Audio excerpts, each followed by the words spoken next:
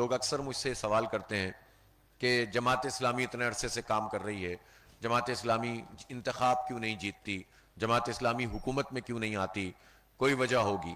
بہت ساری وجوہات ہو سکتی ہیں، اور جماعت اسلامی ہی وہ جماعت ہے جس میں زندہ فورمز ہیں، یعنی ہماری مجلس شورا، مجلس عاملہ، یہ سب چیزیں ہوتی ہیں، اور وہاں تنقید بھی ہوتی ہے، احتساب بھی ہوتا ہے، کام کا جائزہ بھی ہوتا ہے۔ کسی اور پارٹی میں تو اس کا تصور بھی نہیں ہے۔ سب سے زیادہ ہم خود اپنا جائزہ لیتے ہیں، اور بعض اوقات تو کچھ زیادہ ہی لے لیتے ہیں، اور ذرا کوئی 19-20 ہو تو ہم بالکل اسٹریٹ ہو کر کہتے ہیں کہ نہیں صاحب یہ چیز نہیں ہونی چاہیے۔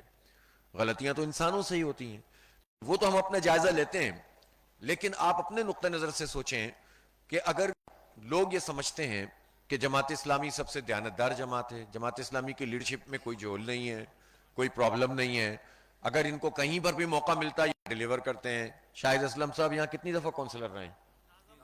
3 دفعہ ناظم رہے نا، اور تینوں مرتبہ کوئی ایک آدمی بھی مجھے ایسا نہیں ملے گا انشاءاللہ جو یہ کہے گا کہ انہوں نے اپنے اختیارات سے کم کام کیا، اس سے زیادہ ہی کام کیا ہوگا، اور لوگوں کی خدمت ہم جانتے ہیں۔ بغیر مجھے بہت تفصیل جانے مجھے معلوم ہے یہ بات کہ ملک صاحب کیا، ان کے والد صاحب کیا، ان کی پوری جماعت کا جو فرد بھی کہیں پر منتخب ہو جائے کام کرتا ہے۔ کہیں وزیر ہم کے پی میں وزیر بنے، ہم یہ جو آخری مرتبہ کولیشن گورنمنٹ ایک جو تھی 2013 سے 18 تک کے پی میں پی ٹی آئی کے ساتھ ہمارے 3 وزیر تھے، اور خود جو ان کے چیئرمین ہیں پارٹی کے عمران خان صاحب ہر دفعہ یہ بات کہتے تھے کہ جماعت اسلامی کے وزراء کی پرفارمنس سب سے اچھی ہے، باقی تو آپ سب کو چھوڑ دیں۔ اور اسی طرح سے 3 مرتبہ جماعت اسلامی کا میئر بنے کراچی میں، اور تینوں مرتبہ جتنا کام ترقی کا عمل آگے بڑھا اور دیانتداری سے ہوا، پروجیکٹس جو ہے وہ لاگت سے بھی کم پیسوں میں اور کم مدت میں مکمل ہوئے۔ وہ عبدالستار افغانی صاحب 2 مرتبہ تھے، 1 مرتبہ نعمت اللہ خان صاحب تھے، اس دور میں ہوا۔ کرتے ہیں، ایمانداری سے کام کرتے ہیں، بحیثیت مجموعی ڈیموکریٹک پارٹی ہے۔ پاکستان میں کوئی پارٹی ڈیموکریٹک نہیں ہے سوائے جماعت اسلامی کے، وصیت پہ یا وراثت پہ پارٹیاں چلتی ہیں، ڈکٹیٹرشپ پہ چلتی ہیں، ون مین آرمی، ایک آدمی ہے بس جو کہہ دیا ہو گیا، نہیں کہا نہیں ہوا۔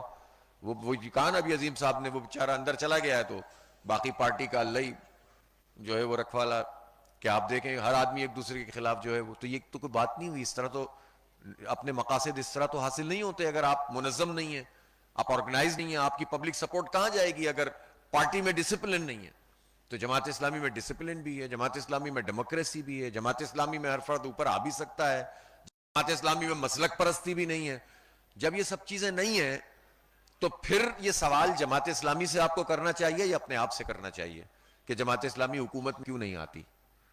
اور اگر نہیں آتی تو اس کا مطلب یہ ہے کہ پھر جو اس کو حکومت میں لانے کی کوشش نہیں کرتا، وہ چاہتا نہیں ہے کہ نیٹ اینڈ کلین پارٹی آئے، وہ چاہتا نہیں ہے کہ ایمانداری سے کام، وہ چاہتا نہیں ہے کہ ڈیلیور ہو، یا پھر اس نے اپنے ذہن میں یہ بات بٹھا لی ہے کہ یار یہ چونکہ نہیں آئیں گے لہذا فلاں کو سپورٹ کرو، فلاں کو سپورٹ کرو۔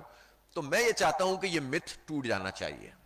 یہ جو ہم نے آپس میں ذہن بنا لیا ہے، ذہن کو خیر بات کہنا چاہیے۔ جماعت اسلامی کے ورکرز کا بھی یہ کام ہے، ہماری ذمہ داروں کا بھی یہ کام ہے کہ عوام کو اب ایک نئی امنگ دیں اور ایگریسولی آگے جائیں۔ یہ نہیں کہیں کہ اچھا بھائی جو دے اس کا بھی بھلا، جو نہ دے اس کا بھی بھلا، وہ تو ہوتا ہی ہے، ہم کیا کر لیتے ہیں؟ ہم اتنے عرصے سے ہار کے ہم نے کیا، ہم تو پھر وہیں جا کے دوبارہ سے تازہ دم ہو کے کھڑے ہو جاتے ہیں، اس لیے کہ ہمیں اپنی ذات کے لیے تو آپ سے ووٹ نہیں مانگتے یا سپورٹ نہیں مانگتے، ہم تو اللہ کہ دین کی سربلندی کے لیے کام کر رہے ہیں۔ یہ ہم سمجھتے ہیں یہ ہماری آخرت سنوارنے کا ذریعہ ہے۔ ہم سے اللہ تعالیٰ کیا یہ پوچھا جائے گا کہ جب ظلم کا نظام تھا، فساد کا نظام تھا، جبر کا نظام تھا، چند لوگ بالادست تھے، تو تم کیا کر رہے تھے؟ تمہارا دین تم سے کیا تقاضا کرتا تھا؟ ابھی تو کتنے لوگ ایسے ہوتے ہیں جو نمازوں میں، عبادات میں بھی کمزور ہوتے ہیں، لیکن جو عبادات بہت کرنے والے ہیں، جو نمازیں بہت پڑھنے والے ہیں، جو سبیلے بہت لگانے والے ہیں، جو پانی بہت پلانے والے ہیں، جو کھانے بہت کھلانے والے ہیں، سوال تو ان سے بھی ہوگا کہ جب کھانوں کے سارے پوری قوم کا کھانا جن لوگوں کے ہاتھ میں تھا ان کے خلاف تو تم کچھ نہیں کرتے تھے، اور 4 لوگوں کو کھانا کھلا کے یا 400 اور 4000 لوگوں کو کھانا کھلا کے تم سمجھتے تھے کہ اللہ تعالیٰ کے یہاں سرخرو ہو جاؤ گے۔ جب نظام کے اوپر وہ لوگ قابض ہوں جو ہزاروں ارب روپے ہڑپ کر رہے ہوں، تو پھر یہ چھوٹے چھوٹے کام یہ نجات کا ذریعہ نہیں بنیں گے۔ وہ بچے گا جو اس پورے نظام کے خلاف جد و جہد کرے گا اور صحیح راستے پہ کرے گا۔ اس لیے ہم آپ سے کہتے ہیں کہ آپ ہمارے ساتھ چلیں۔ ابھی